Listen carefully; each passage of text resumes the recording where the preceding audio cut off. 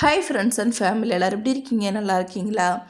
First வந்து எல்லாருக்கும் sorry கேட்டுக்கிறேன்ப்பா. எதுக்காகனா, நான் வந்து டெய்லி வந்து வீடியோ போடுறேன்னு சொல்லியிருந்தேன் இல்லையா? ஆனால் வீடியோ போடுறதில்ல. அதுக்காக சாரி கேட்டுக்கிறேன். ஏன்னா வேலை அதிகம் அதனால தான்.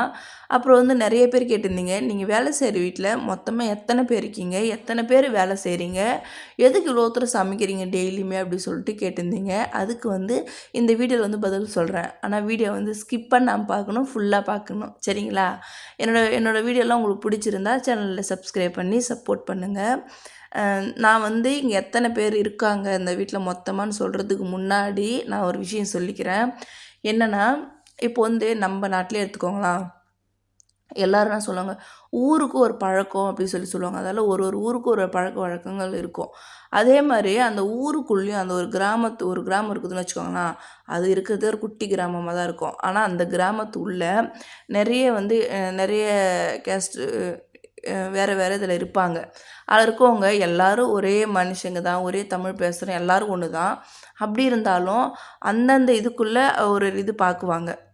அதாவது ஒரு ஒரு கேஸ்ட்டில் இவங்க வந்து இப்படி இருப்பாங்க, இவங்க வந்து நல்லது கெட்டது இந்த மாதிரி முறையில் செய்வாங்க, இன்னொருத்தவங்க ஒரு மாதிரி செய்வாங்க, அந்த மாதிரி இருக்குது. அப்போது நம்ம நாட்டில் நம்ம கிராமத்துள்ளேயே கூட ஒரு ஒருத்தர் ஒரு ஒரு மாதிரி இருக்காங்க. அதையும் நம்மளால் ஒன்றுமே பண்ண முடியல. சரிங்களா? அது வந்து இவங்க காலங்காலமாக அப்படி தான் பண்ணுறாங்க, இவங்க இப்படி தான் இருக்காங்கன்ற மாதிரி போயின்னு இருக்கு இல்லையா? அதையே நம்மளால் ஒன்றும் பண்ண முடியல. எதுக்காக நான் சொல்கிறேன்னா, இது வந்து வேறு ஒரு நாடு. இந்த நாட்டுக்கு வந்து நம்ம சும்மா வேலைக்கு தான் வந்திருக்கிறோம். அதுவும் யாரும் வற்புறுத்தியோ, யாரும் நம்மள வந்து விசா எடுத்து, பாஸ்போர்ட் எடுத்துலாம் அனுப்ப மாட்டாங்க. எல்லாம் அவங்கவுங்களும் விருப்பமாக அந்த நாட்டுக்கு வேலைக்கு வராங்க, அவ்வளோதான்.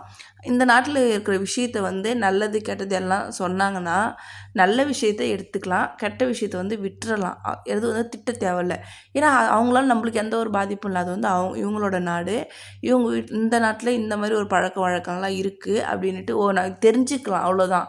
மற்றபடி நம்ம யாரும் திட்ட தேவையில்ல. ஏன்னா ஒரு சில பேர் ஒரு சில விஷயத்துக்காக திட்டுறாங்க இல்லையா?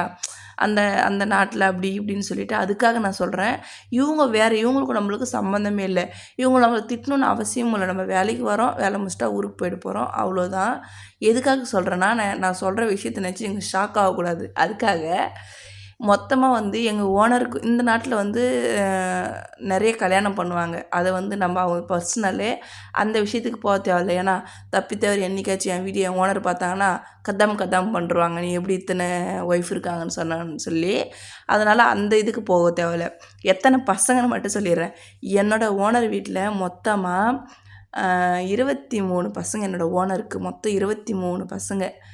யாரும் கண்ணு வைக்காதீங்க, திட்டாதீங்க. இந்த நாட்டில் அப்படி தான் வந்து எங்கே பார்த்தாலுமே அப்படி தான். 10 குழந்த, 15 குழந்த, 20 குழந்த அப்படி சொல்லுவாங்க. வெளிநாட்டில் இருக்கவங்களுக்கு தெரியும்.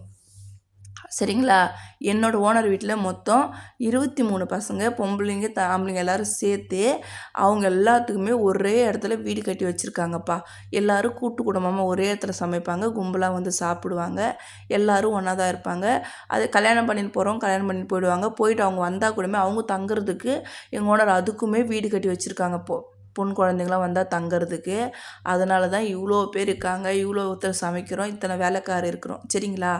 தெரிஞ்சுக்கோங்க. மொத்தம் 23 பசங்க இருக்காங்க. எத்தனை ஒய்ஃப்லாம் நான் அடிச்சுக்கிட்டால் கூட சொல்லவே மாட்டேன். ஏன்னா அப்புறம் நம்மள கதாம் பண்ணிவிடுவாங்க. ஓகே ஃப்ரெண்ட்ஸ், இதனால தான் வந்து இத்தனை பேர் இருக்கோம். அப்புறம் நேற்று வந்து நாங்கள் செம்மையாக நம்ம ஊர் சாப்பாடு மாதிரி சாப்பாடு, சிக்கனு, ரசம்லாம் வச்சு சாப்பிட்டோம் ஃப்ரெண்ட்ஸ். பாய்.